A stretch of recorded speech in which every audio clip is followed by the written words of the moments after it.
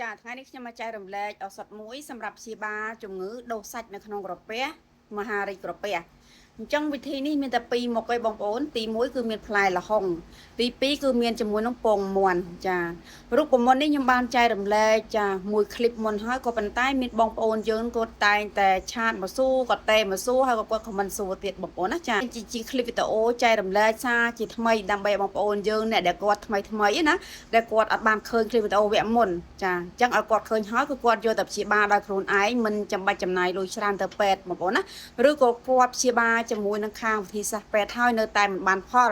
បងប្អូនអាចប្រើប្រាស់ជាមួយនឹងឱសថបុរាណដូនតាយើងសាកល្បងទាំងអស់គ្នាវិធីនេះក៏មានអ្នកជាច្រើនបងប្អូនរបៀបធ្វើយើងយកផ្លែល្ហុងខ្ចីចឹងមកចាយកផ្លែល្ហុងណាដែលមានសាច់ស្ដើងដើម្បីយើងយកប្រហោងក្នុងនេះឲ្យវាធំណាចាបន្ទាប់មកយើងបានមកហើយយើងអាចបាច់ចិតសបកវាចេញទេយើងចិតក្បាលវាចឹងមកចាចិតក្បាលវាចឹងមកក្បាលវានេះអត់ចោលទេណាចាដល់ពេលដែលយើងចិតហើយយើងឆ្កៀលយកគ្រាប់វាចេញចាបន្ទាប់មកយើងយកពងមាន់នេះ2គ្រាប់យកឆៅញាត់ចូលចាញាត់ចូលហើយបន្ទាប់មកយើងញាត់ចូលទាំងពីរហើយរួចបងប្អូនយកសាផ្ទះវានេះយកទៅបិទហើយយើងយកឈើចាក់ថ្មិញចាយកទៅបិទភ្ជាប់វិញណាបន្ទាប់មកយើងយកទៅអាំងធ្វើម៉េចឲ្យឆ្អិនទាំងពងមាន់ឲ្យឆ្អិនទាំងល្ហុងចាវិធីហូបក្នុងមួយថ្ងៃហ្នឹងហូបឲ្យអស់ពងមាន់2ហ្នឹងចាសាច់ល្ហុងបើសិនជាបងប្អូនហូបបានប៉ុណ្ណាក៏ហូបដែរណាចាអត់បាច់បខំទេចាស្អែកឡើងយើងធ្វើថ្មីស្អែកឡើងយើងធ្វើថ្មីណាអ្នកដែលគាត់ព្យាបាលជាជាមួយនឹងវិធីនេះគឺគាត់ព្យាបាលត្រឹមតែ2សប្តាហ៍ទេក្រោយពេលដែលគាត់បានហូបជាមួយនឹងវិធីនេះ2សប្តាហ៍ហើយគាត់ទៅត្រួតពិនិត្យមើលពេទ្យណាបងប្អូនគឺថាអត់មានទេបងប្អូនណាมันអាដុំសាច់នៅក្នុងកាពះនឹងគាត់មានបងប្អូនចាអញ្ចឹងបងប្អូនអាចសាកល្បងបានទាំងអស់គ្នាចាសូមអរគុណ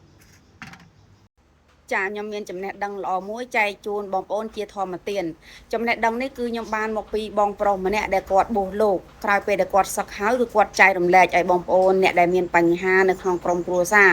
បើសិនជាមានបញ្ហាក្នុងក្រុមគ្រួសារគេធ្វើអំពើធ្វើអីដាក់ក្រុមគ្រួសារយើងធ្វើឲ្យគ្រួសាររបស់យើងគឺកុហកកាហាយនៅមិនចុះសម្រុងមួយគ្នានិយាយមិនស្ដាប់គ្នាណាយើងមានការសង្ស័យ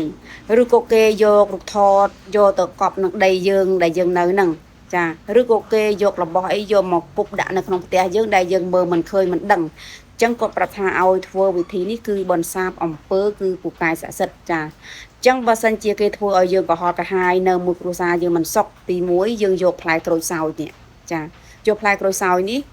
រួចយើងយកទៅបុកចាចិត្តហើយយើងបុកឲ្យម៉ត់ហើយលាយជាមួយនឹងទឹកខ្មេះចាទឹកខ្មេះយើងលាយឲ្យសព្វហើយយើងទុកវាមួយសន្ទុះដើម្បីវាចេញជាថ្នាំហើយយើងយកដៃយើងនេះចាយកទៅចលក់ទឹកខ្មេះហ្នឹងយើងយកមកលាបលើខ្លួនយើងមកចាអាហ្នឹងទី1ចាទី2បើគេយករូថលយកទៅកប់ក្នុងដីយើងបងប្អូនយកផេះ5គីឡូចាយកអំបិលគ្រុះ5គីឡូបានមកហើយច្បល់ចូលគ្នាឲ្យសពយកទៅបាចទីធ្លាផ្ទះដែលយើងនៅហ្នឹងគឺវាសាបលីបអស់ហើយបងប្អូនចាអញ្ចឹងវិធីនេះល្អបងប្អូនចែកជូនដល់បងប្អូនទាំងអស់គ្នាអ្នកដែលគាត់អត់ដឹងណាចាចែករំលែកតទៅល្អឲ្យបងប្អូនអរគ្នាចាឲ្យបានដឹងទាំងអស់គ្នាចំណេះដឹងល្អៗគឺចែករំលែកតគ្នាសូមអរគុណ